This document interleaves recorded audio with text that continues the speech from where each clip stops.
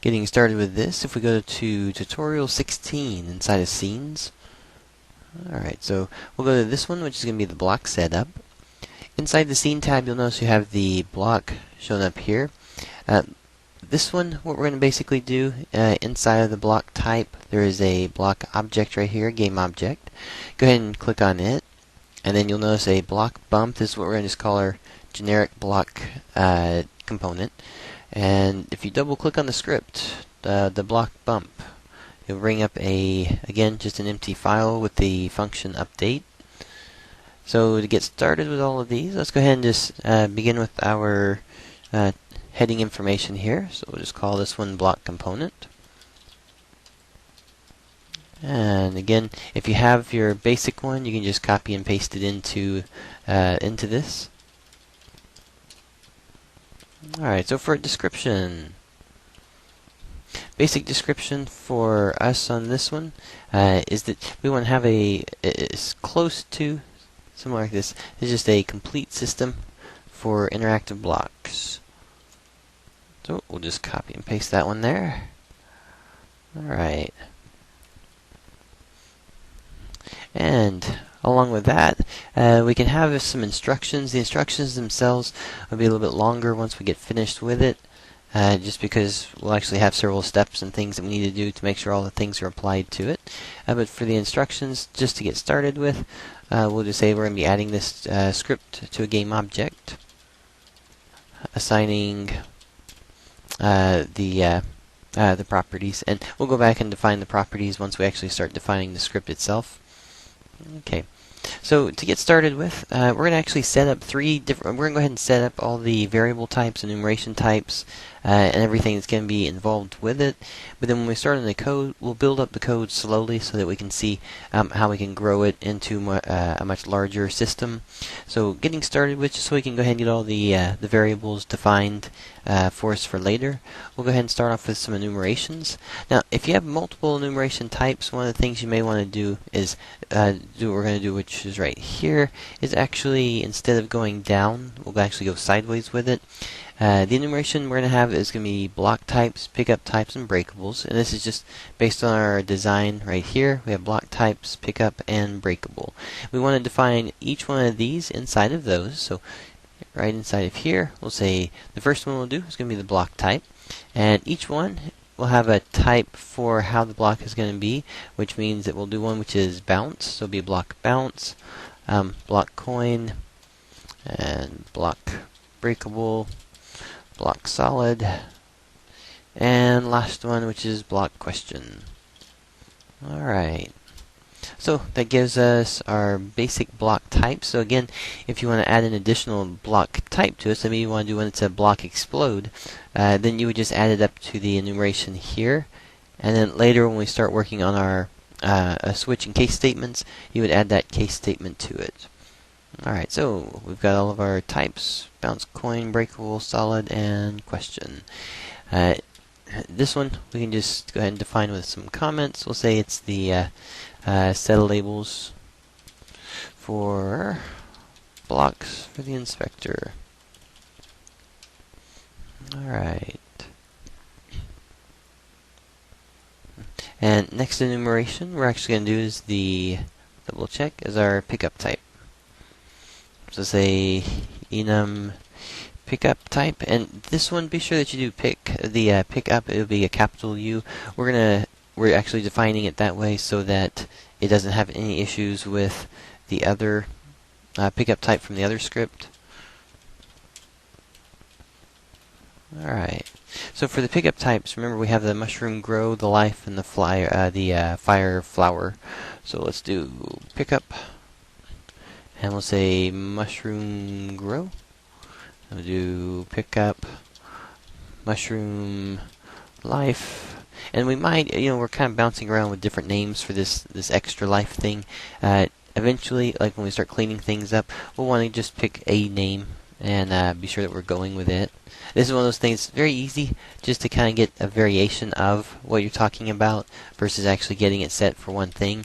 And for artists, it's easy just to kind of change things up while we're working with them. So on this one, we'll do the set. This will be again set of labels for pickups.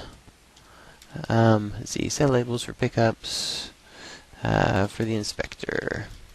That'll be similar to what we've got above there. Alright, next enumeration, this will be our last one. We have our last one being the break type.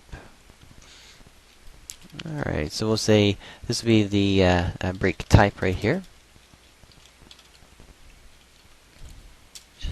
And the break type will have as a breakable geometry and breakable particles.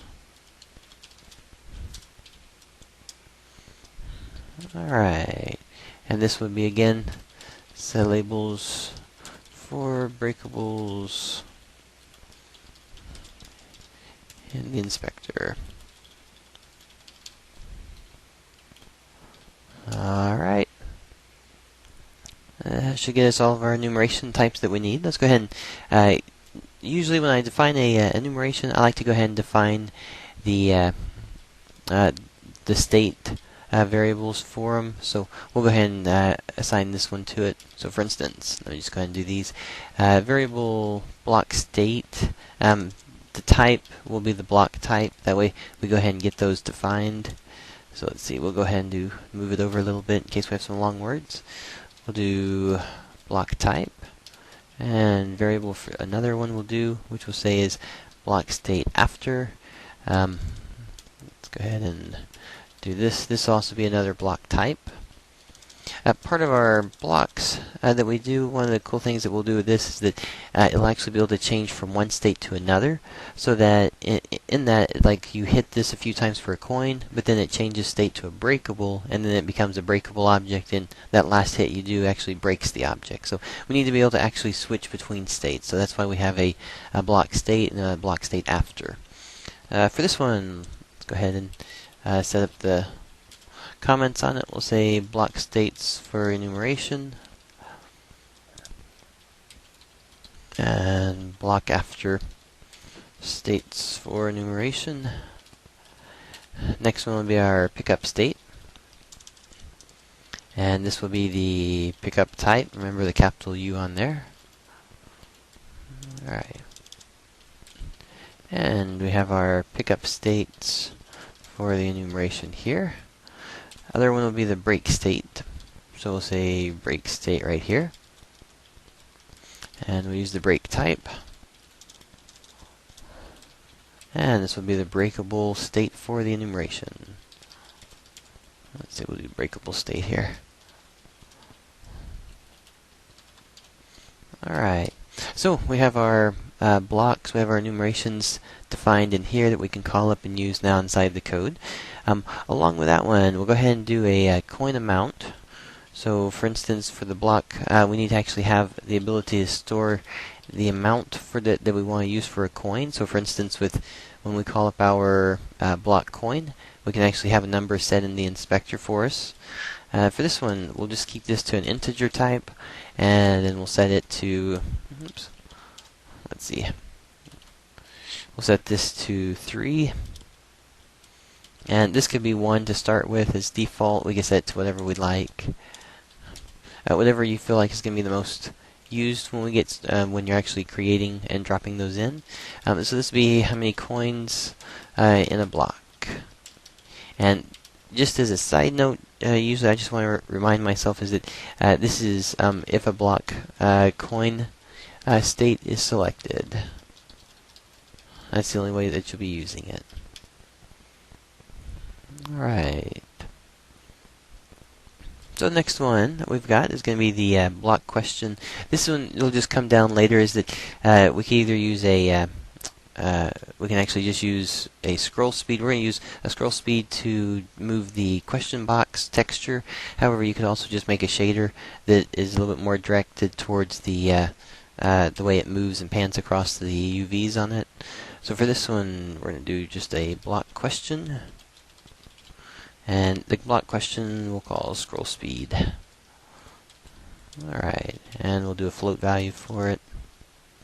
And just start it off slow. We'll just set it to a 0.5 value. Alright, so again, this will be our scroll speed for the block question state. If it was put to 0, then the texture wouldn't move at all. Alright, now part of our block design, one of the things that we needed was, let's see, the material block types. We need 4 of those. And those will be for each one of our states. For the block types, we're going to need a different texture. We don't need a different texture for all of them. For instance, the block bounce and coin will be using the same one. But we do need a couple of different ones for the others. So we'll go ahead and set those into place.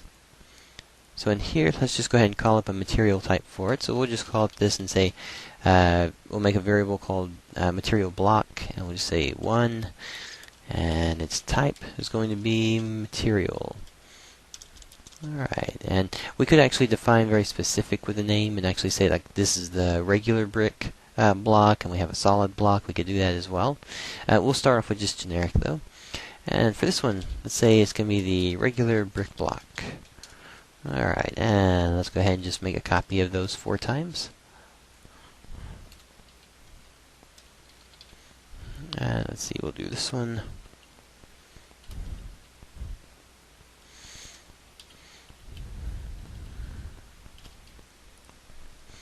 We've got, correct on those. Alright, so we've got our blocks 1, 2, 3, and 4. For the commenting side, we'll say this will be our solid block, and we can do this one as a piece block. Alright, and then last one we'll do is a question block. Okay, next thing we want to do is actually have a space for our prefabs for the blocks themselves. So if you remember inside of the prefab options over here, one of the things that we have in our prefabs, if we go down to, actually if we go up here to the blocks, we'll have, we've got our block types that we'll be doing as prefabs, which will be the different types that we use. And then down at the bottom, if we go to our pickups, we have our pickup types, and the pickups, these are going to be ones that we want to drag into the inspector and be able to use through this. That way, in case we call it the question box, then we can call up the 3 types for it. If we call up the coin type, we can use the coin one for it. So let's go ahead and define those. So these we'll just set up with a similar name as what we've already got for the prefab type. We'll just call this pickup coin, and we'll do a transform on it. That's all that we want to be able to use from it. Alright, and this one we'll go ahead and do a couple of times. We'll have a we're just gonna make some copies of it, and then just change these. This will be oops, actually, if you hold Alt and Control at the same time, you can do a 2D selection from it. Let's see if this one, actually this program may not let me do that. Nope, so we'll just stick to the typing. This one, mushroom grow.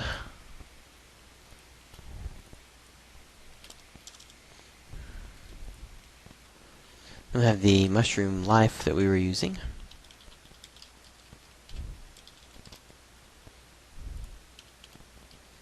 And then for the next one, we've got the fire flower.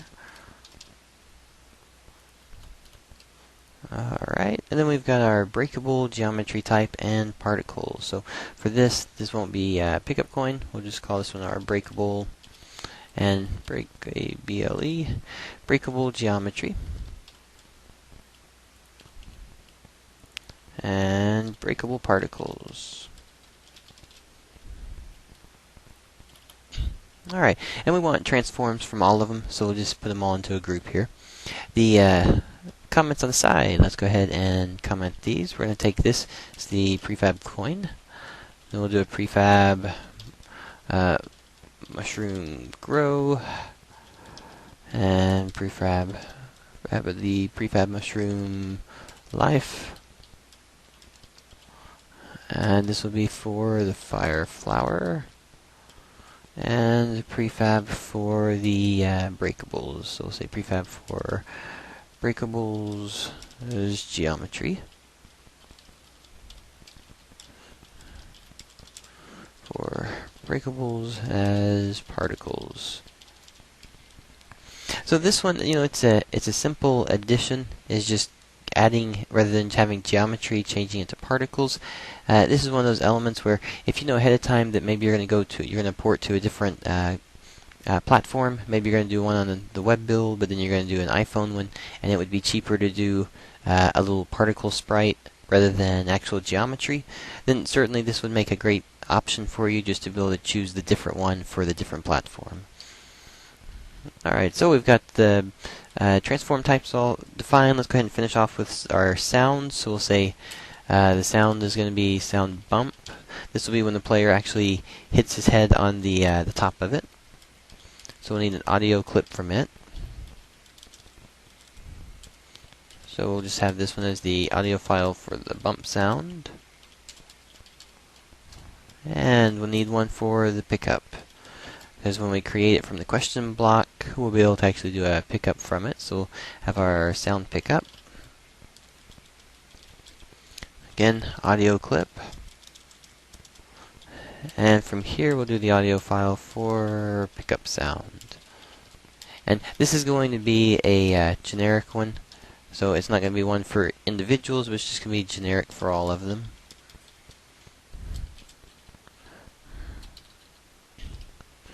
Alright. That'll be all of our public variables. Let's go ahead and do a couple of private variables here. So for private variables, let's go ahead and make one which is going to be, now these, we're going to use a, we're going to have to probably position. There's a really good chance that when we're actually working on this, the position placement of some of our items are going to have to be adjusted a little bit. So we'll go ahead and set up some vector 3 types for it. This one, the first one we're going to have is private variable breakable. We'll just do a POS for position. This is going to be a vector 3. And again, this will be our position of breaks. We'll just call this breakable here. Of breakables prefab when it gets created. So when it's instantiated, we'll just do when instantiated. And we'll do another private variable. This will be our pickup position, in case we need to adjust it.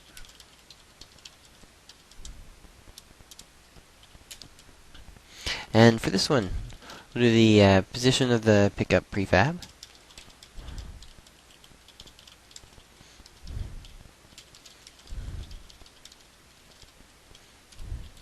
Alright, then we have another private variable type right here. We'll call this one coin position.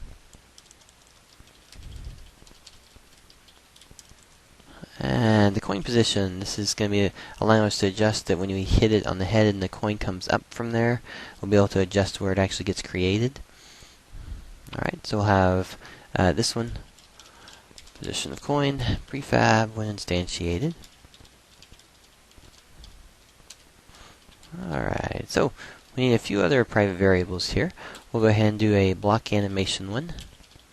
In block animation, this will just be a true-false statement to enable the animation to play. So we'll just call this one block ANI.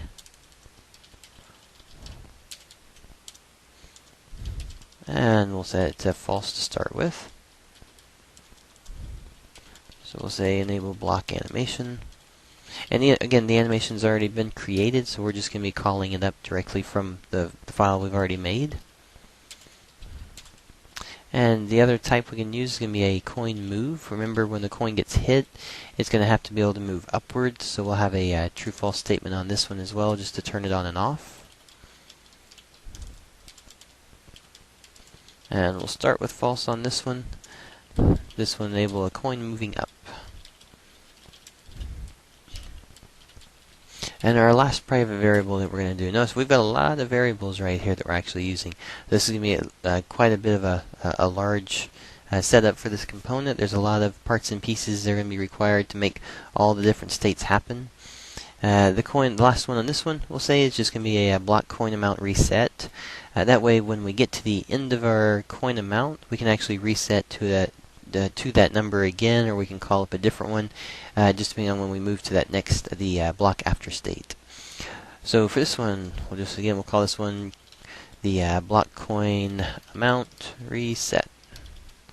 Alright. And for this, we'll just make it an integer type. And set to equal block coin amount. And reset when it gets to 0. Alright. So with all of those defined, we'll just be able to use them while we start coding, so we don't have to jump back up here and create a variable and then jump back down and start working on the other parts and pieces of it. Alright, so let's go ahead and stop at this point. Be sure that you've got all of these finished off. These are just all the variables, the private variables enumerations. Make sure you got all the comments finished off on it, and then we'll start back up in just a second on the next part, which we'll do is the untrigger enter and set it up so he can hit his head on the block.